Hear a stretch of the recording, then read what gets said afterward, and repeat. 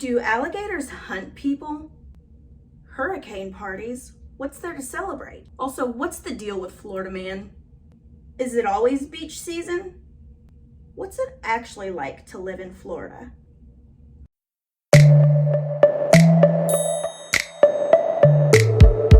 Hey everybody, this is Elizabeth Peters with eXp Realty, and I'm a realtor here in beautiful Northeast Florida. If you're not from Florida, it's very common to make your own assumption of what living here must be like, and sometimes it's a close guess, but other times it's way off base. So I wanted to address some of the common questions and assumptions that I typically hear from people who are not from here. Well, where I am in Northeast Florida, it's definitely an interesting mix of things, places, and activities, like urban parks, boat parades, the Players Championship, haunted ghost tours, the Fountain of Youth, NASCAR fans, bridges everywhere, sweet tea, boiled peanuts, and rodeos. Pay state taxes?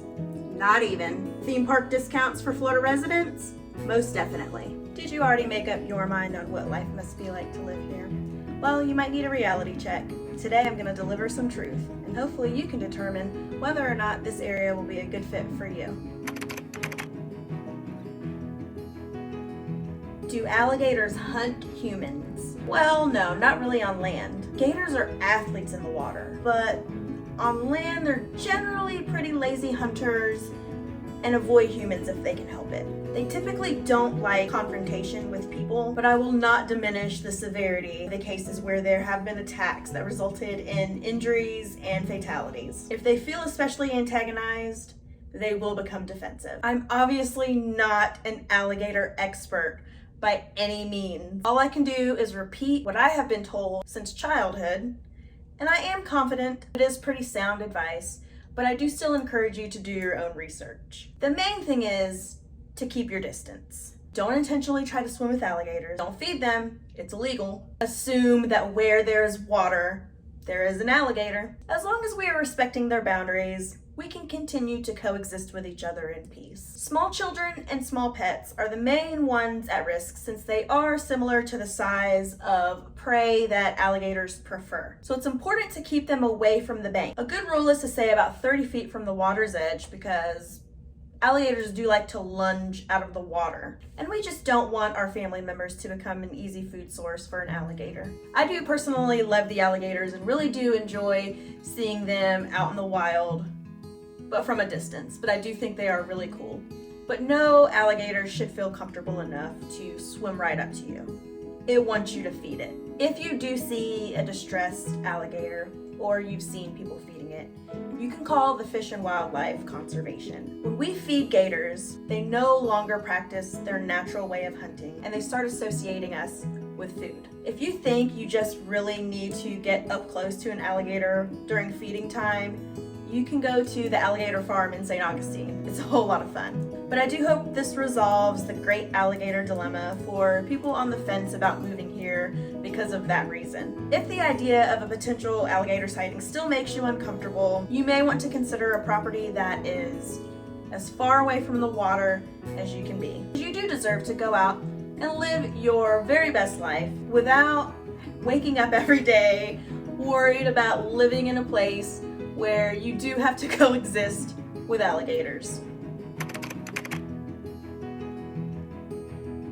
What about the extreme weather conditions? Florida is known for its heat and humidity and its heavy storms, and I am sure that is shocking to no one. I know I have out-of-state buyers do a ton of research just on summertime alone. It is our reality though, and I know there are a lot of people that just aren't sure if those things are worth it to have a mild winter. But let's face it, everything is a trade-off. It's brutal summers here for harsh winters somewhere else. Hurricanes or blizzard, driving through flooded streets or driving on icy roads. It's an internal battle that even a lot of Floridians have about staying or going. It is not uncommon for the weather to be hot enough to go swimming on Christmas Day. But the seasonal weather is gonna vary from year to year. In the winter months, the temperature does sometimes drop well below freezing. At least it does here in Northeast Florida. It does get certifiably cold with the occasional flurries. Nothing ever sticks, but it is an event, and you will probably see people just going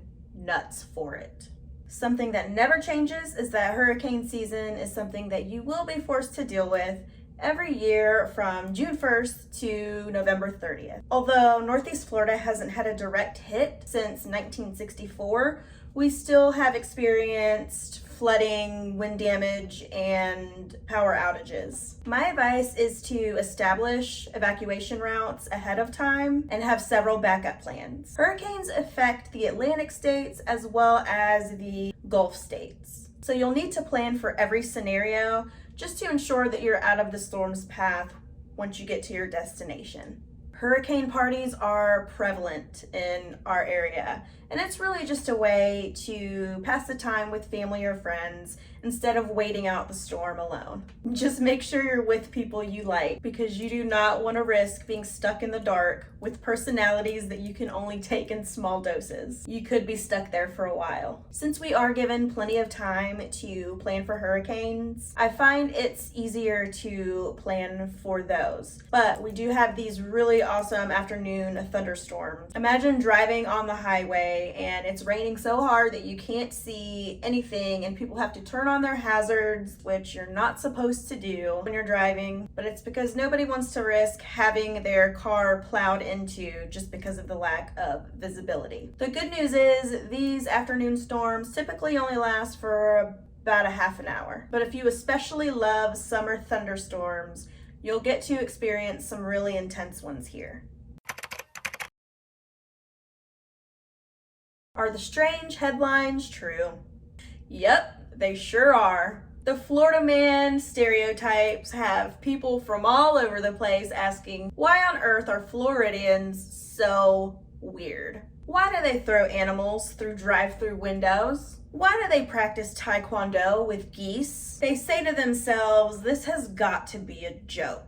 And at a glance, it does feel like you are probably hearing about every psychopath from every true crime podcast you've ever listened to. But why only here? I should remind you that the culture and diversity will change greatly depending on which part of the state you're in, but every place collectively likely has a good amount of tourists, and then you add in the locals, the snowbird, college student, retirees, professional mermaids, and of course our wildlife population definitely contributes to some of these elements. A mixture like that alone will without a doubt create a recipe for some really interesting and bizarre things to happen. But aren't there other states with tourists and tons of diversity, and we just don't hear anything about it? So what's the actual deal, Florida? It's only ever Florida. Well, the truth is, it's actually not just a Florida thing. It's in everywhere, all over the country and rest of the world thing. The question is not, why is Florida man always in the news, but how is Florida man always in the news? The answer is actually very simple and mostly anticlimactic, and that reason is the Sunshine Act. The Sunshine Act is a landmark law, and that law says that all government documents will be created with transparency and open to the public. All police paperwork with arrest details, court cases, and government emails will be easily accessible for reporters, even if no one was convicted. So Florida, probably still sort of strange, but not likely any more strange than other places around the world. We just have a law set in place that's not implemented by other places. There could be a Florida man in every single state that would certainly beat up an ATM because it gave him too much money. But who's going to tattle when those areas aren't going to be as forthcoming when it comes to releasing information to the public? The good news is, if you're planning on starting a career in journalism, Florida would be the perfect place to live. Any requested documents would be immediately available for your review and discovery as soon as you want it. Also, it makes completing a background check a lot easier too.